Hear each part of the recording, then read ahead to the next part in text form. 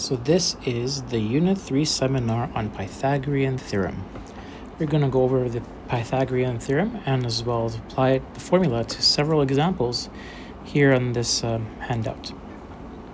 Okay, so just to review the formula, if you have a right angle triangle,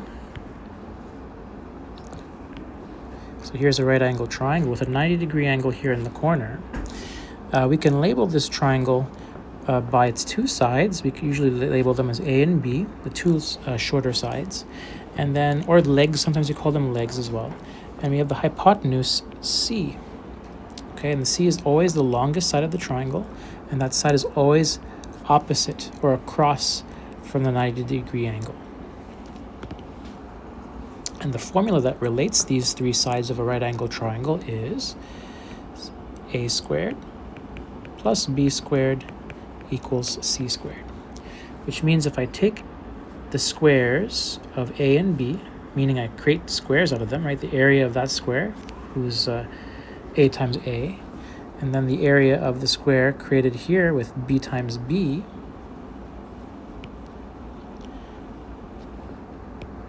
and I add those two areas together, right?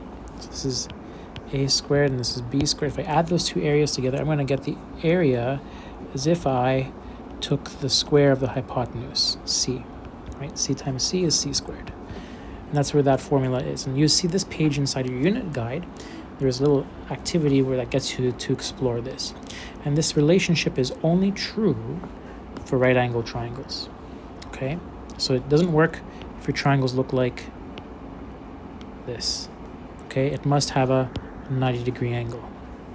Okay, so let's look at some practice problems here. Find the value of x. These are all right angle triangles. You have to first identify, okay, what side is x, right? That's the hypotenuse. It is across from the 90-degree angle. So I can write the formula for the Pythagorean theorem like this. 3 squared plus 5 squared equals the hypotenuse squared, right? The hypotenuse is by itself here on one side of the equation, okay? And then we can simplify the left side of my equation. 3 squared plus 5 squared. 3 squared is 9. 5 squared is 5 times 5, which is 25.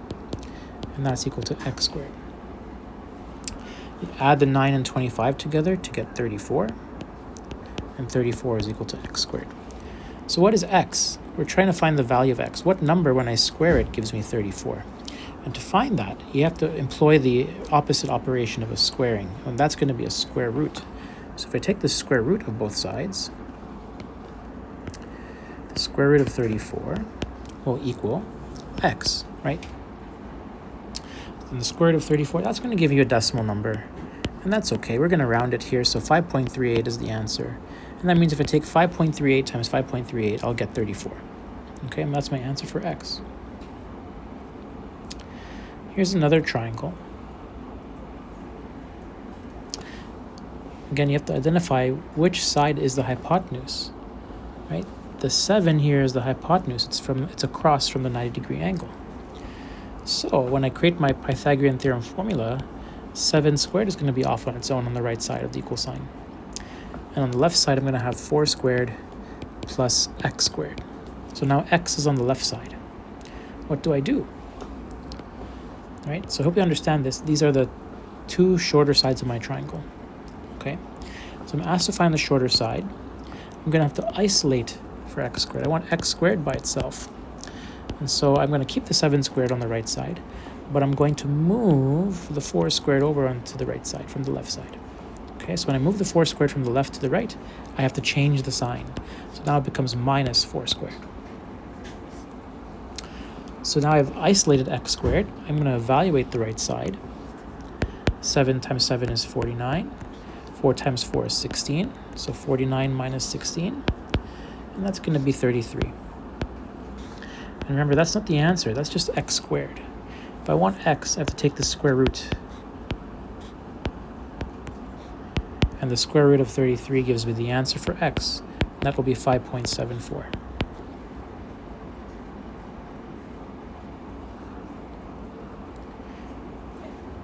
Here's another question. find the value of x. Maybe you could pause the video and try this one yourself. Okay, hopefully you had a chance to try it. Here we are. The hypotenuse here is x. Again, it is opposite of the 90-degree angle. So I'm going to write this as 10 squared plus 7 squared equals x squared. Okay, and again, the hypotenuse is always by itself on one side of the equal sign. 10 squared is 100. 7 times 7 is 49. That's equal to x squared. If I add 149 together, I get 149 equals x squared. Now, if I want to find x, what number when I square it gives me 149? The way I do that is I take the square root of 149. Now, if you have difficulty finding the square root on your calculator, you have to come see me and I can help you out, because every calculator is a little bit different. But when you do this on your calculator, you should be getting the answer 12.2 for x.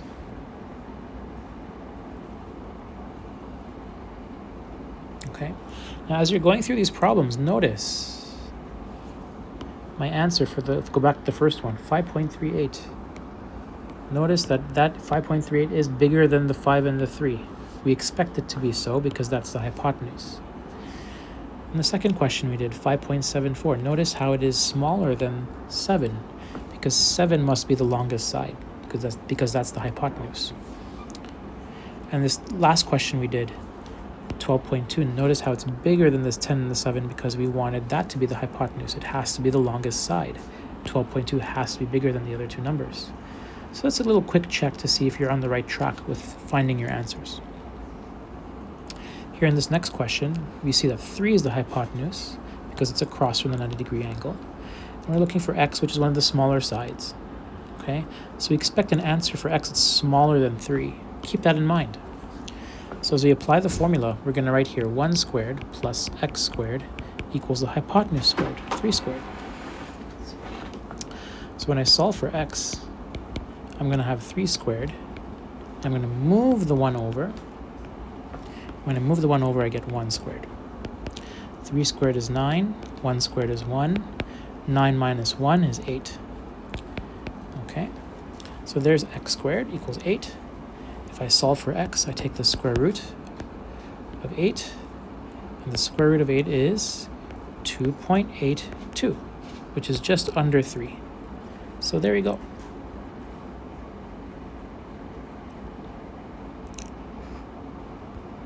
Let's try an application problem.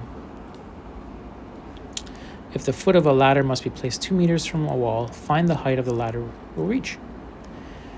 So we have to identify where is our triangle. So we have a ladder that's fixed at 6 meters. It's not a telescopic ladder, it's just a fixed ladder, so it's always going to be 6 meters. It's leaning against the wall at this tipping point over there. X is the height that we're looking for along the wall. And the distance between the foot of the ladder and the wall is 2 meters. And we're always going to assume that the wall is not leaning, it's a 90-degree angle with the ground. So there's our 90-degree angle, which makes the 6 the hypotenuse. So when I apply the formula for Pythagorean theorem, I'm going to say here x squared plus 2 squared equals the hypotenuse squared, 6 squared. Okay, so the hypotenuse again is by itself on one side of the equal sign. This time we're asked to solve for x, one of the shorter sides. So we are going to do that. So we're going to have x squared plus 4 equals 36. 2 squared is 4 and 6 squared is 36. When I solve for x, I'm going to write here x squared equals, we're going to bring the 4 to the other side. So the other side is going to look like this, 36. 4 becomes take away 4, opposite signs. 36 take away 4 is 32. And there's our x squared. So to find the height, we take the square root. The square root of 32 is going to be 5.65 meters. And there's our answer. Be sure to include units. Here's another question. A roadway slopes upward as shown. What horizontal distance does a car travel if it goes 530 meters along the road? So we're looking for a horizontal distance, this distance right here. Okay. Let's label that x. It's the shorter side on this triangle. The hypotenuse is up here, 530, which is across from the 90-degree angle. And we're given the other shorter side, 14. So when I apply the Pythagorean theorem, I'm going to write here x squared plus 14 squared equals 530 squared. Again, the hypotenuse is by itself on one side of the equal sign. We're going to be solving for x, so this involves writing x squared. 530 squared. The 14 has to be going over to the other side. So I'll write here minus 14 squared. Okay, and so 530 squared minus 14 squared. You put this into the calculator, you're going to get a really big number. Okay, and that number turns out to be 280,704. For which, when we take the square root, we'll get our answer.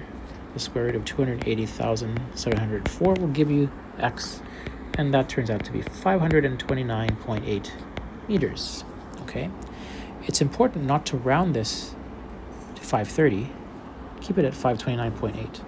And the reason why is because the 530 here on the hypotenuse must remain the longest side.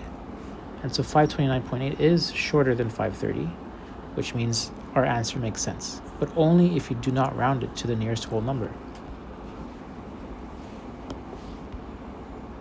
Okay, we have a couple of more problems to look at. Why don't you pause the video here and try this application problem. Okay, hopefully you had a chance to try it. Here it goes. The window of a burning building is 24 meters above the ground. The base of a ladder is placed 10 meters from the building. How long must the ladder be to reach the window? So here we're given the two short sides, 10 and 24. And the hypotenuse, we'll label that as x. So the ladder, the length of the ladder is x. X is the hypotenuse of this right angle triangle. It's across from that 90-degree angle, so that is the hypotenuse for sure. Okay. The building is 90 degrees to the ground. It's perpendicular to the ground, so that is a 90-degree angle. And that's our triangle. So I can apply the Pythagorean theorem here. When I apply the Pythagorean theorem, I'm going to say here 10 squared plus the other short side, 24 squared, equals the hypotenuse squared, x squared. So when I evaluate this, 10 squared is 100, 24 squared, when I add it to the 100, 24 squared is 576. Let's write that down. 100 plus 576 equals x squared. And 576 plus 100 is 676. And when I look for x, I have to take the square root of 676. And so x will be 26. You can write it also this way, x equals 26. And don't forget your units, meters. Okay, the ladder must be, therefore the ladder must be 26 meters long.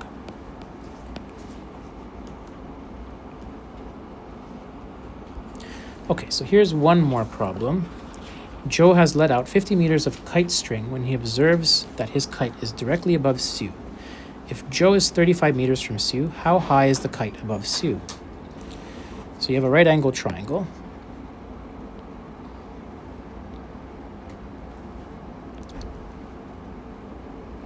And to help you visualize this, we have to identify which one's Joe, and Joe is here, letting out his kite string, and Sue is over here, looking directly above, overhead at the kite.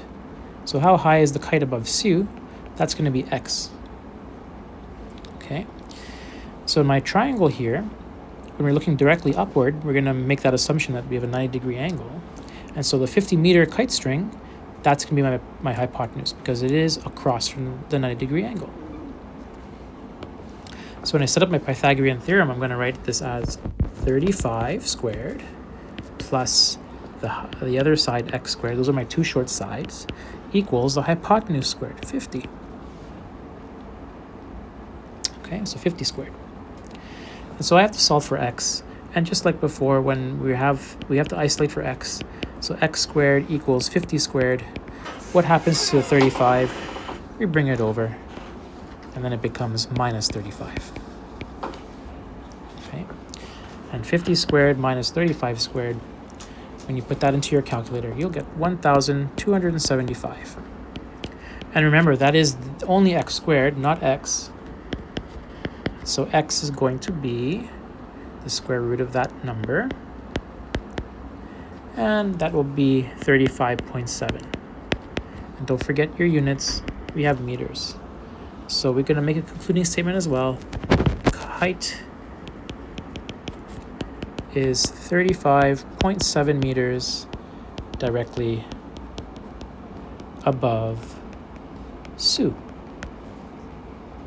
Okay, and so that is the answer. You double check that your answer 35 is smaller than the hypotenuse. That way you know you were on the right track. Okay, and there you have it. So that's Pythagorean theorem, both applications as well as just the concept on basic triangles. You now have what you need to complete your unit guide work. Okay, and so if you have any questions, come to floor time and bring your questions. If you have difficulties with knowing how to do square roots in your calculator, come see me and I will help you out. All right, just a little note, some calculators, especially if you're on the iPhone, your square root might look like this with a 2 in front of it. So that's the same thing as saying square root like without the 2. Okay, so let's try it. And that's it. That's the end of this video.